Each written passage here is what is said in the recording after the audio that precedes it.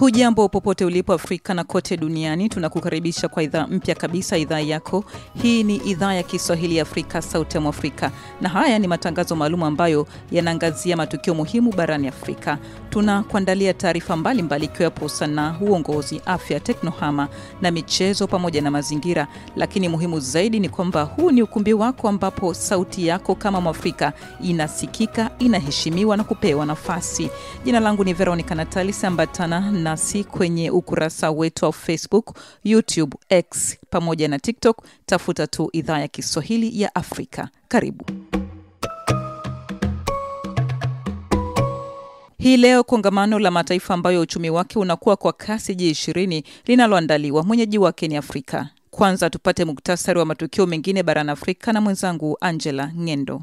Lazarus Chakwera, rais wa Malawi aliyeshindwa kura mwaka huu, anatarajiwa kuwasili nchini Tanzania kuanza juhudi za maridhiano ya kisiasa kati ya serikali na upinzani.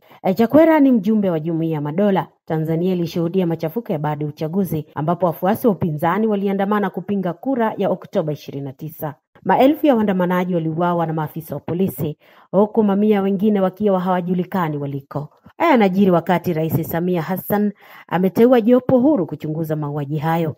Aidha, Rais Samia amekiri taifa lake limepata doa kutokana na vurugu za uchaguzi, hali inayofanya Tanzania kupata changamoto za kupokea ufadhili au mikopo ya nje. Ghasia na mauaji baada ya uchaguzi wa Tanzania ziliwashangaza wengi ambao wameitazama nchi hiyo kwa kitovu cha amani na utulivu kwa zaidi ya miongo 6. Mamlaka za ufalme wa Eswatini zimekiri kwamba zimepokea dola milioni 5.1 kutoka Marekani kama fidia kuwapokea wahamiaji wanaofurushwa huko. Ufalme wa Eswatini umelalamikiwa na makundi ya haki za binadamu kwa kuweka muafaka na utawala wa Marekani kuwaridhia wahamiaji wasio na vibali kuishi humo. Waziri wa fedha wa Eswatini anasema walipokea hela hizo bila kufahamisha zilikotoka, lakini baadaye wakajulishwa ni fidia ya kuwapokea wahamiaji haramu kutoka Marekani. Tayari ufalme huo umepokea raia 160 ambao walifukuzwa Marekani, wengi kutoka nchi za Jamaica, Vietnam, Laos, Cuba na Yemen. Msemaji wa serikali ya Eswatini anasema baadhi ya wahamiaji watasaidiwa kurejea katika nchi zao asilia. Hatua hii imezua wasiwasi kwa nchi jirani Afrika Kusini, ambayo inahofia huenda wahamiaji hao wakavuka kiharamu na kuingia ndani ya nchi. Kampuni ya nishati ya Ufaransa inakabiliwa na mashtaka ya kuhusika na uhalifu wa kivita nchini Msumbiji. Total Energies imeshtakiwa nchini Ufaransa kwa kuhusika na mauaji na mateso dhidi ya raia waliokimbilia usalama kwa kambi yake mwaka 2021, ambapo Msumbiji ilikumbwa na maasi ya wapiganaji wa Kiislamu. Kampuni hiyo imekanusha madai hayo kwamba ilishirikiana na jeshi la serikali kutekeleza mauaji halaiki.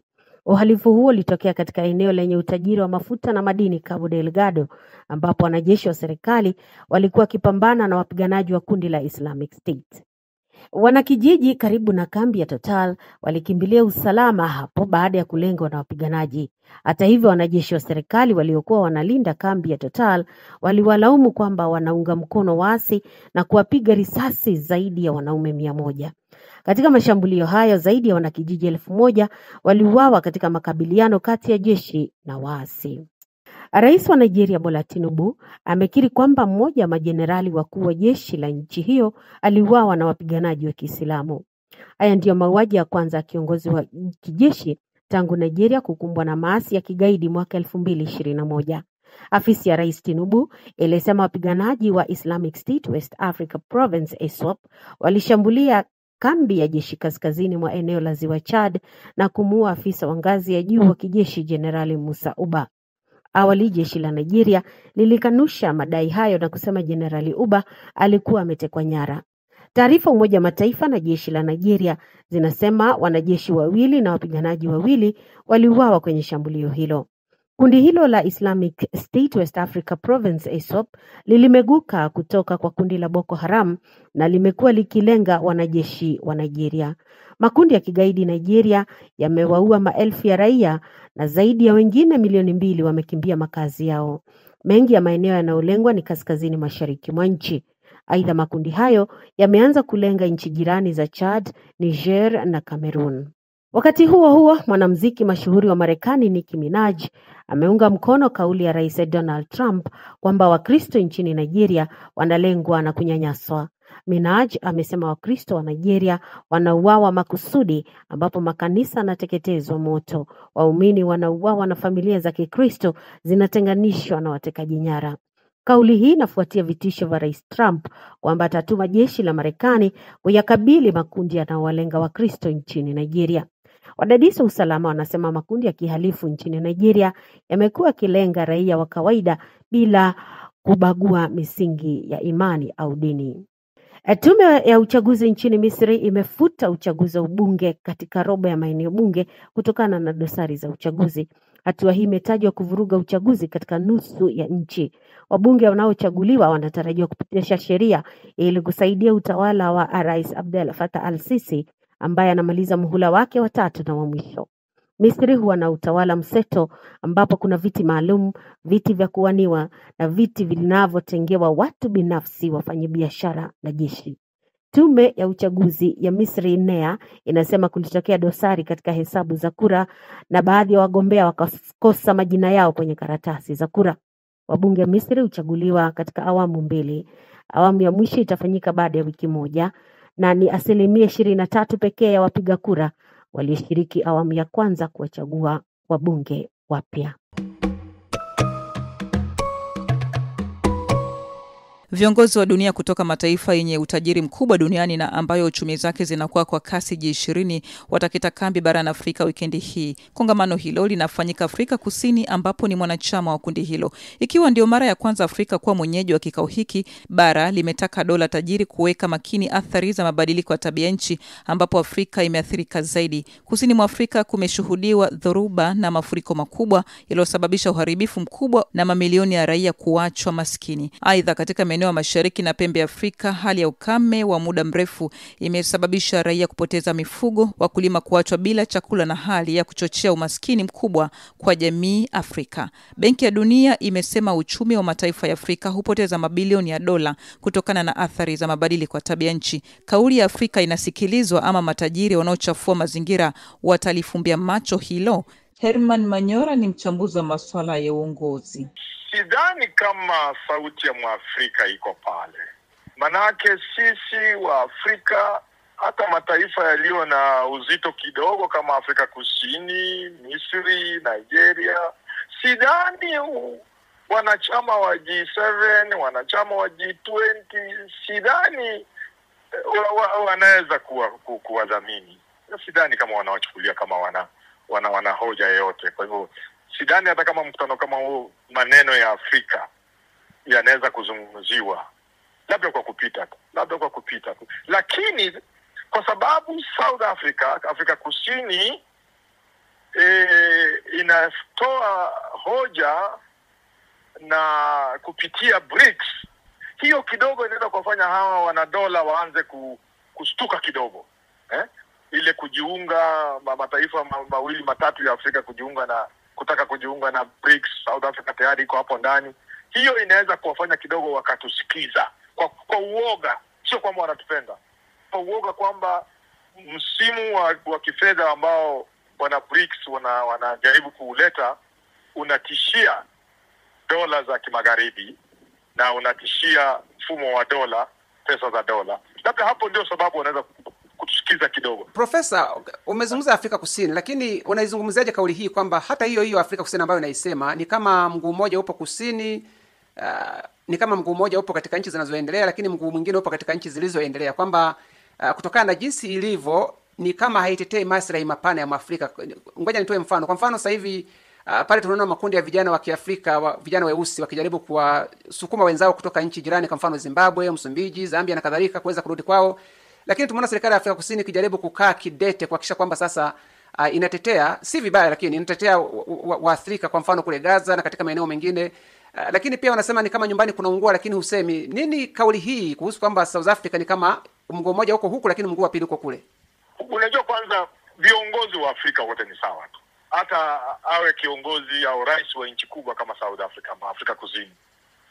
Ile kasumba ile ya Mwafrika, ule utawala duni wa Kiafrika unawaathiri mpaka hata unawazi hata hawa marais wa nchi kubwa kama South Africa. Kwa hivyo hiyo ni moja. Pili, ni lazima ufahamu kwamba Afrika Kusini ni nchi moja mbili katika nchi moja.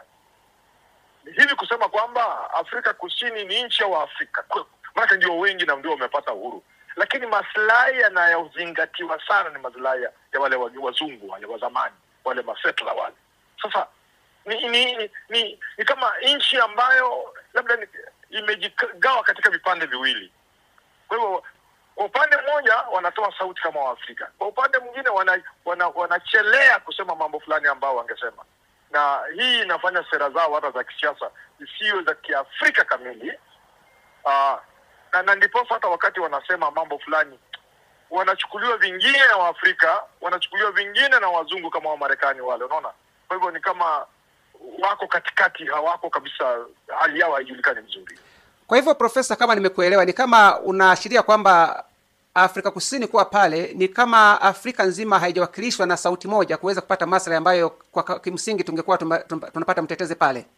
Hivyo ndivyo nimesema, manake yule atakayekuwa akisema katika kongamano ile la G20, je, atakuwa ni Mwafrika Kusini, Mwafrika anasema kwa niaba ya Waafrika walio ndani ya Afrika Kusini, na kumaanisha kwamba anawakilisha Waafrika wote katika kontinenti la Afrika, ama atakuwa akisema kwa sababu ya wazungu na maslahi ya watu ambao speaking on behalf, sasa Kiswahili kigumu, kwa niaba kuwafurahisha wale wageni wazungu wale dola za kimagharibi, unaona. Sasa so hawawezi kusema kabisa ati wanasema kwa sababu ya Waafrika. Hapo ndio kuna shida pale. Na Profesa, labda mwisho, Donald Trump amejiondoa katika mkutano huu wa G20 kule, na amezuia hata ujumbe wake. Unakumbuka kwamba hata makamu wake Rais JD Vance alitakiwa aje Kenya, lakini sasa ndio mambo yakaharibika. Unadhani kuondoa kwa Donald Trump na Marekani kwa ujumla, ambayo kimsingi ingekuwa na sauti pale, kutaathiri nini hasa mafanikio ya kikao hiki cha G20 pale Afrika Kusini? Mimi najua sio yale anayosema. Kwamba anazingatia kwamba wazungu pale wamekuwa kiondolewa, sio nadhulumiwa, ambaye kwa hakika ni uongo. Labda angesema ile xenophobia ambaye na walenga wa Afrika kutoka mataifa mengine ya karibu na kusini mwa Afrika, South Africa.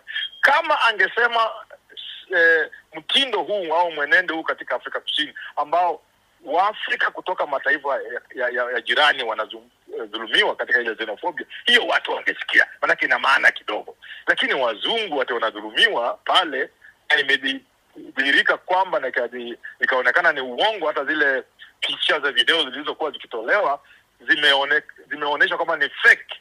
Kwa sio hiyo sababu. Nikupe sababu sasa.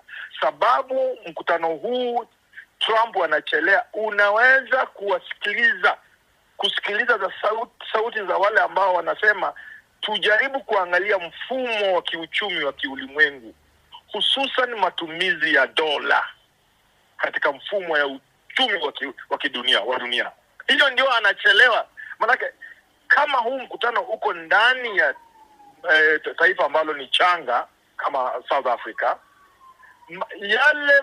zile tetezi kuhusu kutumika kwa dola, the American US dollar kama currency of international trade, inaweza kuwa ni topic ambayo wanaweza kuzungumzia pale, na jawabu linaweza kutokea japo chini kidogo, lakini linaweza likaanza mwenendo likaanza safari ambayo itaishia baadaye miaka fulani ijayo dola kukosa umuhimu wake. Hiyo nafikiri ndio Trump anachelea. Hii vingine ni visingizio tu. Naam, Profesa Manyola, wewe ni mchambuzi wa kimataifa. Asante sana kwa muda wako kuzungumza na idhaa ya Kiswahili Sauti ya Afrika. Asante sana, tunakushukuru sana. Asante.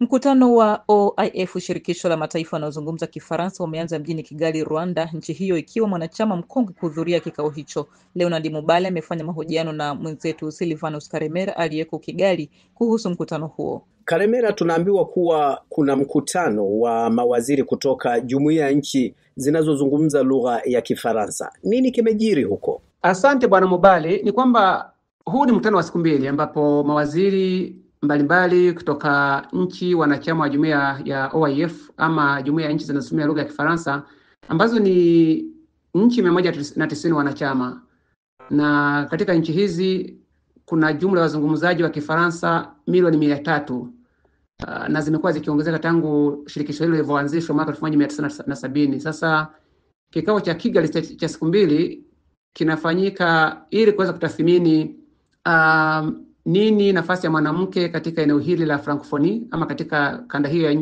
hizo nchi 190 katika swala zima la maendeleo. Na hapa kinachofanyika, wanatathmini miaka 30 baada ya mkutano wa Beijing. Unakumbuka ule mkutano wa Beijing ambao nadhani mwenyekiti wake alikuwa ni Gertrude Mongera, Mtanzania huyu aliyeshika nafasi za viongozi huko Tanzania. Sasa wanatathmini kuona mwanamke katika masuala ya uongozi, katika masuala ya fedha, katika masuala ya kiuchumi, katika masuala ya utawala bora na demokrasia pamoja na diplomasia kwa ujumla, nafasi ya mwanamke iko wapi? Sasa ni mjadala ambayo inazungumza, lakini katibu mkuu wa OIF ama shirikisho hili Mnyarwanda huyu Bi Louise Mushikiwabo aliwahi kuwa waziri wa mashauri ya kigeni wa Rwanda. Katika hotuba yake amegusia kwamba jumuiya ya Francophonie imejitahidi kabisa kuweza kuleta ustahimilifu katika nchi wanachama na kutatua mizozo mbalimbali katika nyakati tofauti, lakini akakiri kwamba kwa mara ya kwanza jumuiya ya Francophonie inapata wakati mgumu ama inapitia wakati mgumu kwa sababu baadhi ya mataifa wanachama yanakumbwa na changamoto za ukosefu wa utawala bora, demokrasia mbovu, pamoja na hisia kali kutoka kwa wananchi ambao sasa hawapendi hali inayoendelea. Kwa hivyo akasema kwamba pamoja na kwamba jumuiya hii imepata mafanikio makubwa katika miaka iliyopita, lakini akasema kwamba kwa kweli mkutano huu pamoja na kuzungumzia masuala ya wanawake pia iangalie hilo kwamba sasa serikali ama nchi kwa ujumla wake katika eneo hili zinafanya nini ili kuweza kuhakikisha kwamba sasa tatizo la misingi ya tawala bora pamoja na demokrasia inayozidi kulegalega kutokana na hali ambayo inaendelea hapa ulimwenguni pengine labda ipate suluhu ili mataifa yaweze kuwa na ustahimilifu wa kudumu.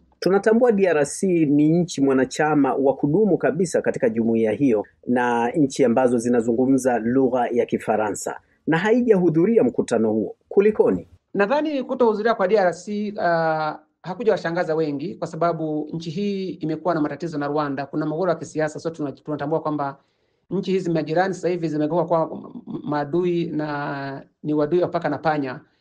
Kwa hivyo nchi mbili zimekuwa zikisusiana vikao vikitokea katika mji mkuu wa nchi moja, nyingine haiendi. Kwa hivyo ni swala ambalo kidogo halijawashtua wengi, lakini wadadisi ambao nimezungumza nao wanasema kwamba kwa upande mmoja ama mwingine kwa kweli DRC singefanya hivyo kwa sababu hii ni jumuiya kubwa na DRC ni mshawishi mkubwa kabisa na ni miongoni mwa nchi za mwanzo kabisa kuunda jumuiya hii.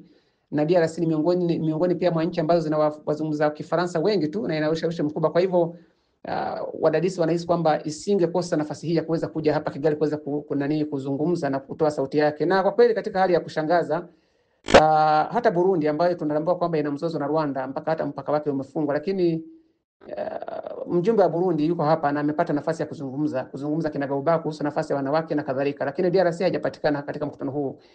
Kwa hivyo watu wanadhani kwamba sasa imekuwa ni changamoto kubwa na si mara ya kwanza, kwa sababu mwaka uliopita katika michuano ya mechi za mataifa ya OIF ama shirikisho la OIF, Louise Mushikiwabo ambaye ni katibu mkuu wa shirikisho hilo, taarifa zinaonyesha kabisa kwamba alizuiliwa kuingia pale Kinshasa na akamtuma mjumbe wake ili kuweza kuendesha shughuli zake pale, kwa sababu yeye anatoka hapa Rwanda, ni katibu mkuu, lakini uraia wake ni wa Rwanda. Kwa hivyo inasemekana kwamba mamlaka kule DRC hazikumruhusu kwa sababu hiyo kwamba ni Mnyarwanda. Sasa wengi wanaamini kwamba katika hali kama hii siasa za mataifa zina athiri mikutano kama hii mikubwa. Nadhani serikali wanasema kwamba zingejaribu kuona mbali na kuweza kutathmini athari na changamoto zinazotokea ili kwamba sasa mustakabali wa mataifa yao uweze kupiga hatua zaidi kuliko migongano hapa na pale. Kikao hiki kinazungumzia nafasi ya maendeleo ya mwanamke tangu mkutano wa Beijing wa mwaka 1995.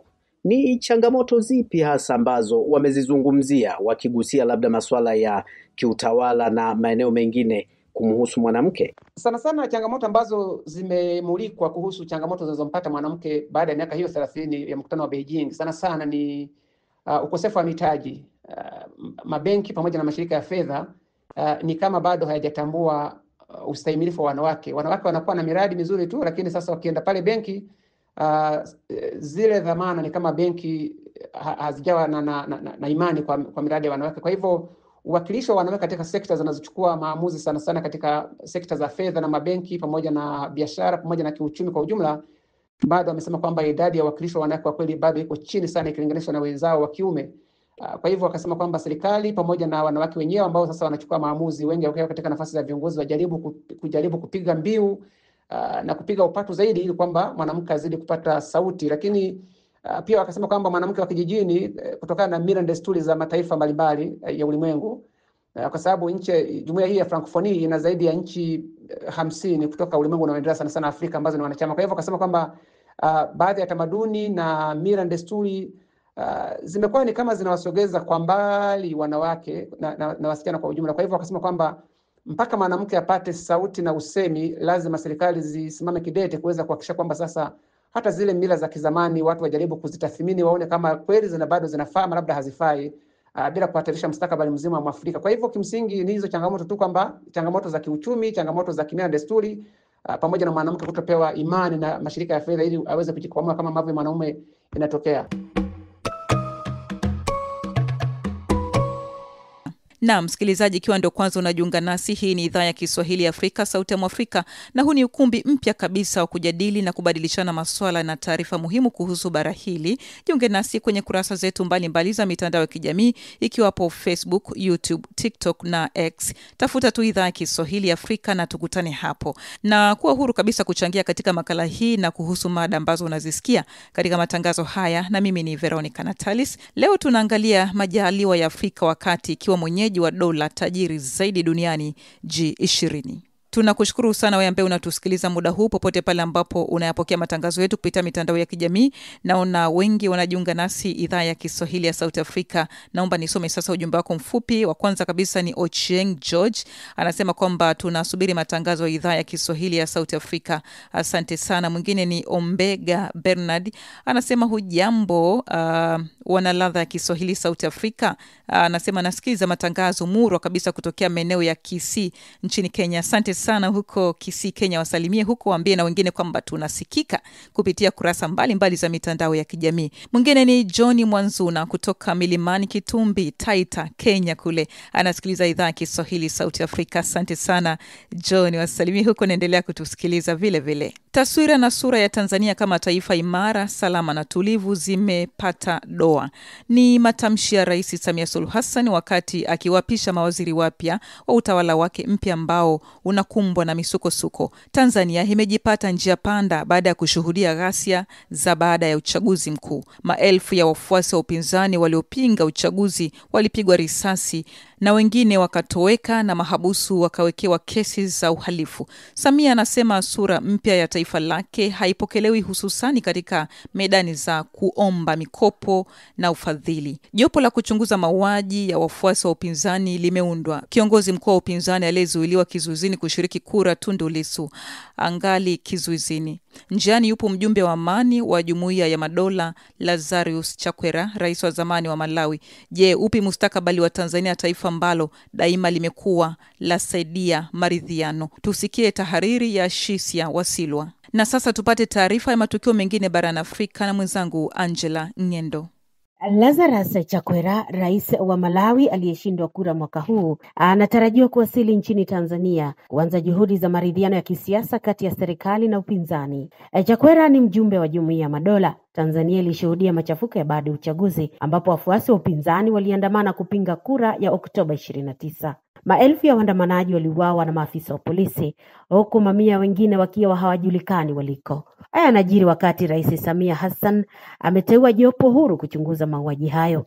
Aidha, Rais Samia amekiri taifa lake limepata doa kutokana na vurugu za uchaguzi, hali inayofanya Tanzania kupata changamoto za kupokea ufadhili au mikopo ya nje. Ghasia na mauaji baada ya uchaguzi wa Tanzania ziliwashangaza wengi ambao wameitazama nchi hiyo kwa kitovu cha amani na utulivu kwa zaidi ya miongo 6.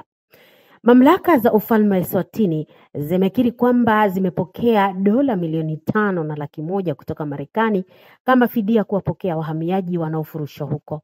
Ufalme wa Eswatini umelalamikiwa na makundi ya haki za binadamu kwa kuweka muafaka na utawala wa Marekani kuwaridhia wahamiaji wasio na vibali kuishi humo. Waziri wa fedha ya Eswatini Anasema walipokea hela hizo bila kufahamisha zilikotoka, lakini baadaye wakajulishwa ni fidia ya kuwapokea wahamiaji haramu kutoka Marekani. Tayari ufalme huo umepokea raia 160 ambao walifukuzwa Marekani, wengi kutoka nchi za Jamaica, Vietnam, Laos, Cuba na Yemen. Msemaji wa serikali ya Eswatini anasema baadhi ya wahamiaji watasaidiwa kurejea katika nchi zao asilia. Hatua hii imezua wasiwasi kwa nchi jirani Afrika Kusini, ambayo inahofia huenda wahamiaji hao wakavuka kiharamu na kuingia ndani ya nchi. Kampuni ya nishati ya Ufaransa inakabiliwa na mashtaka ya kuhusika na uhalifu wa kivita nchini Msumbiji. Total Energies imeshtakiwa nchini Ufaransa kwa kuhusika na mauaji na mateso dhidi ya raia waliokimbilia usalama kwa kambi yake mwaka 2021, ambapo Msumbiji ilikumbwa na maasi ya wapiganaji wa Kiislamu. Kampuni hiyo imekanusha madai hayo kwamba ilishirikiana na jeshi la serikali kutekeleza mauaji halaiki. Uhalifu huo ulitokea katika eneo lenye utajiri wa mafuta na madini Cabo Delgado, ambapo wanajeshi wa serikali walikuwa wakipambana na wapiganaji wa kundi la Islamic State. Wanakijiji karibu na kambi ya Total walikimbilia usalama hapo baada ya kulengwa na wapiganaji. Hata hivyo, wanajeshi wa serikali waliokuwa wanalinda kambi ya Total waliwalaumu kwamba wanaunga mkono waasi na kuwapiga risasi zaidi ya wanaume 100. Katika mashambulio hayo zaidi ya wanakijiji 1000 waliuawa katika makabiliano kati ya jeshi na waasi. Rais wa Nigeria Bola Tinubu amekiri kwamba mmoja wa majenerali wakuu wa jeshi la nchi hiyo aliuawa na wapiganaji wa Kiislamu. Haya ndiyo mauaji ya kwanza ya kiongozi wa kijeshi tangu Nigeria kukumbwa na maasi ya kigaidi mwaka 2021.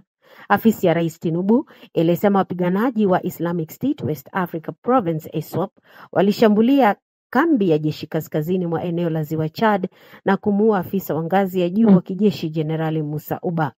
Awali jeshi la Nigeria lilikanusha madai hayo na kusema Jenerali Uba alikuwa ametekwa nyara. Taarifa Umoja wa Mataifa na jeshi la Nigeria zinasema wanajeshi 2 na wapiganaji 2 waliuawa kwenye shambulio hilo. Kundi hilo la Islamic State West Africa Province ISWAP lilimeguka kutoka kwa kundi la Boko Haram na limekuwa likilenga wanajeshi wa Nigeria. Makundi ya kigaidi Nigeria yamewaua maelfu ya raia na zaidi ya wengine milioni 2 wamekimbia makazi yao. Mengi ya maeneo yanayolengwa ni kaskazini mashariki mwa nchi. Aidha, makundi hayo yameanza kulenga nchi jirani za Chad, Niger na Cameroon. Wakati huo huo, mwanamuziki mashuhuri wa Marekani Nicki Minaj ameunga mkono kauli ya Rais Donald Trump kwamba Wakristo nchini Nigeria wanalengwa na kunyanyaswa.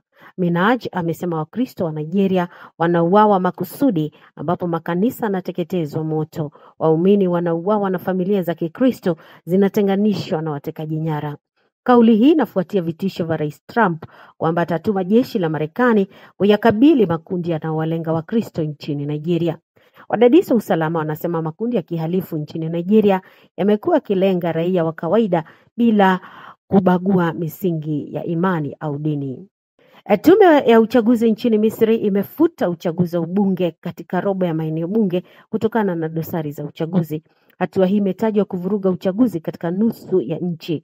Wabunge wanaochaguliwa wanatarajiwa kupitisha sheria ili kusaidia utawala wa Rais Abdel Fattah al-Sisi ambaye anamaliza muhula wake wa 3 na wa mwisho. Misri huwa na utawala mseto ambapo kuna viti maalum, viti vya kuwaniwa na viti vinavyotengewa watu binafsi, wafanyabiashara na jeshi. Tume ya uchaguzi ya Misri NEA inasema kulitokea dosari katika hesabu za kura na baadhi ya wagombea wakakosa majina yao kwenye karatasi za kura. Wabunge wa Misri huchaguliwa katika awamu 2. Awamu ya mwisho itafanyika baada ya wiki 1 na ni 23% pekee ya wapiga kura walioshiriki awamu ya kwanza kuwachagua wabunge wapya. Na sasa tuangalie neno kuu la siku. Neno la siku, mizingu, ni neno linalomaanisha mambo yasiyo ya kawaida, mambo yanayopita fahamu za binadamu. Neno jingine ni mizengwe, kwa Kiingereza ni mystery. Mfano katika sentesi, Bwana alituonesha mizengwe polisi walipotaka kumkamata. mwisho wa siku polisi hawakumkamata. Ikiwa ndio kwanza unajiunga nasi msikilizaji, karibu. Hii ni idhaa ya Kiswahili ya Afrika Sauti ya Afrika. Tufuate kwenye kurasa zetu za mitandao ya kijamii kwa hapo Facebook, YouTube, TikTok pamoja na X. Tafuta tu idhaa ya Kiswahili ya Afrika na endelea kutusikiliza na kupokea matangazo yetu kutokea hapo. Shukrani kwa ambao wanaendelea kutufuatilia na kututumia maoni yao. Ngoja tena nisome ujumbe mfupi wa wasikilizaji hapa ambao wanatufuatilia muda huu. Kwanza kabisa ni Mwanza Ukadidi, pamoja sana ndani ya Sauti Afrika, anasema hivyo. Asante sana kwa ajili ya kutusikiliza. Mwingine ni Christine Ayesa, anatufuatilia matangazo ya moja kwa moja hapa, anasema pamoja sana Wanyonyi Denisi. Asante sana kwa kutusikiliza Christine, endelea kutufuatilia hapo. Mwingine ni Jones Omondi, niko ndani kutoka Nairobi, umoja hapa ni South Africa. Asante sana, wasalimie Nairobi na endelea pia kutufuatilia. Naam, kwa niaba ya kikosi kizima cha idhaa Kiswahili Afrika tunatoa shukrani zetu za dhati kwa kujiunga nasi na kuchangia kwenye Sauti Afrika. Tupo kwenye ukurasa wa Facebook, YouTube, TikTok pamoja na X. Asante sana kwa muda wako wa thamani msikilizaji. Ni hayo tu kwa leo. Jina langu ni Veronica Natalis. Kwa heri kwa sasa.